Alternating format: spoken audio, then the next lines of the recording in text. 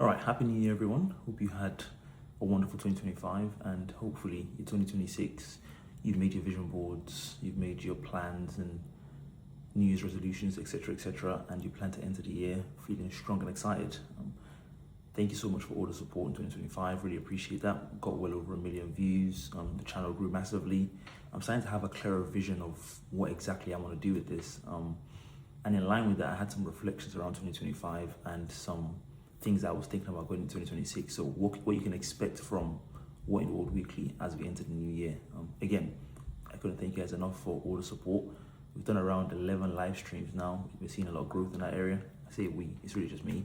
But also in terms of content, I think I was able to be very consistent and provide a lot of insight. A lot of people that ordinarily wouldn't be into politics, they now look to me as like a very useful source. I get people asking me all the time, like, "Oh, what's your thoughts on X, Y, and Z?"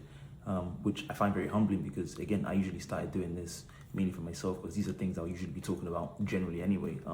So seeing a lot of that kind of growth has been really great to see. As we enter into the new year, I feel like I've been able to do a good job of being relatively or very consistent. But at the same time, sometimes I haven't done stories on trending topics, and you may have wondered, like, "Oh, how come we haven't heard about you say stuff about X?" And some explanation for that is like my rationale and my kind of mission for this is to provide insightful analysis. So this is not meant to be, first and foremost, a kind of news site where once something happens, I'm just saying, "Oh, this has happened somewhere else in the world," because a lot of places already exist for that. My value, as I see it, is to be able to say, "This happened. Why should you care about this specific news?" So that means that I tend to sometimes not talk about a lot of things because I don't really see any value or extra insight in telling you stuff that I consider to be garbage. But at the same time, a lot of people that watch me and come across my videos don't have the same level of political insight or analysis. They're not really in the details the same way I am. So if they see a story trending, they can't say like, "Oh, this is useless." They'll just be expecting a general opinion there. And so I was reflecting on that yesterday and over the past few days, and I think moving forward, I'm going to try and do a lot more trending topics. Sometimes my opinion on trending topic is ignore it, and this is foolish news to distract us from this other topic. But I do think after speaking to some trusted advisors, shall we say, there is value in even just telling you that this is nonsense. I was talking to someone yesterday about Trump Epstein, and they were like, "Oh, I've been seeing a lot of stuff about that, but I really don't know what to believe." And my take on Trump Epstein is that, in as much as basically the biggest effect has been, it's destroyed, the democratic process of the US, because now they're closing Congress and they're doing all these things. That's like over time, it's eroding the foundation of the democracy. But the actual details of whether Trump's in there and whether Trump was having inappropriate relationships with people, honestly, I couldn't care less. This is not relevant to what's going on around us. When we look at the actual problems we're facing in Gaza, whether or not Trump is in Epstein files, what he's doing to the children in Gaza and the Palestinians is 1,000,000 times worse than whatever it is that he may or may not have done, which we'll never even get the details of in the Epstein files. Those are the kind of things I prefer to focus on. What Trump is doing to Venezuela and the innocent children in those places, they're being starved to death. Parents and fathers are being blown to bits off the Caribbean. Those are the kind of things I care about. Now, to me, I haven't touched the Epstein story and Trump because I feel like I'm not going to waste my time, doing all these 3D conspiracy that doesn't have any bearing on actual social political life as we know it. But to you, as someone who's been hearing a lot about that story, you might be interested to know why this story is BS and you should ignore it. In the past, I haven't done a good enough job of articulating that. And so, my kind of mission / charter at What in the World Weekly is basically any story that's big enough, I want to have an opinion in it, because I do have an opinion in it. And I think people that follow me and listen to me know that I'm never wrong on politics. I'm really never wrong on anything, even social issues. I'm basically right all the time on these things. It's not hard to do, but if you stick with me, you realize. And so think of What in the World Weekly as a place to get the correct opinion about what's going on in the world. And if that's what my mission is, I should always have an opinion, even if that opinion is, again, to tell you to ignore something.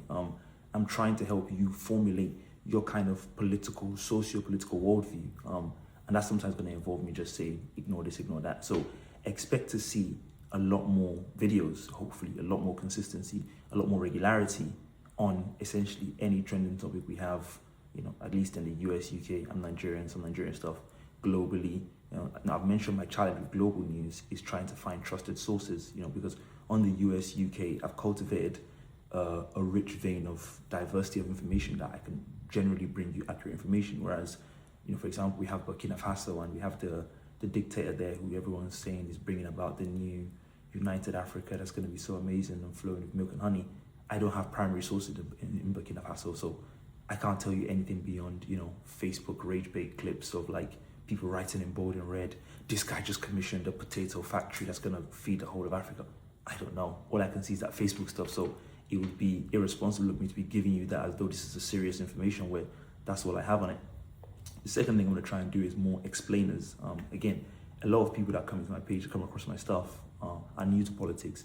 So there are a lot of things in politics that I explain and I just kind of brush over and take for granted, like sanctions or, some things about how the world works that for me, it's kind of obvious because I've been doing this for a long time, but a lot of people don't know about that. So sometimes, again, in last year, I was focused a lot on being consistent. But I think there's also value in like, sometimes not always doing the trending stuff, but taking a step back and being like, oh, okay, there's this other thing that happened a few months ago. I didn't do a video on it, but let me give you a longer explanation on it, and again, I've tried to keep my videos relatively short because of the algorithms. They tend to reward videos that are about 3 minutes or less. But I think, again, there is value in part of what I'm trying to do. A big part of what I'm trying to do is shape your political consciousness. Sometimes that's going to need to be done in videos that are longer than 3 minutes long. It's hard to explain, for example, the history of the US in Venezuela and the attempts they've made to try and destabilize and overthrow the Sandinista movement in just 3 minutes long.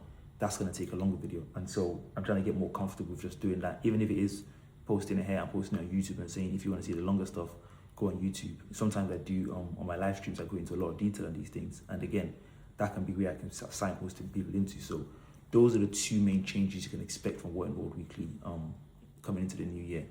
Longer form content, like I just mentioned, doing more, explainers, and also doing a lot more videos on trend and current topics, not just things that I think is relevant. Every video I do, trust me, there is a relevance and a reason why I'm doing it. But at the same time, there are videos that in the past, like I said, I've not done where a lot of people are interested in those topics, and there is a value in also talking about that. So those are the two main changes you can expect.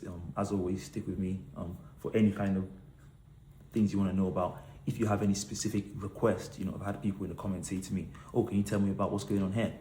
I aim to please. My primary purpose is to serve you, and I really enjoy doing this when there's a lot more engagement. So if there's specific things you're interested in that you feel like I haven't done a video on, even if it's in a faraway land, I did a video on Congo because someone asked me about it, and I'm actually in the process of doing a Sudan video, which I have a source on that, but it's taking a bit longer than expected to try and get the video on that. So those are the kind of things I'm going to be trying to bring to the forefront. I find it exciting, interesting, engaging to try and dig into all these issues and bring you primary source perspectives. So that's what you can expect in 2026, and hopefully you found that interesting and engaging enough to keep supporting me and keep enjoying what we do as we try to grow this out and essentially, hopefully in the next few years, have a world where people have the right political opinions.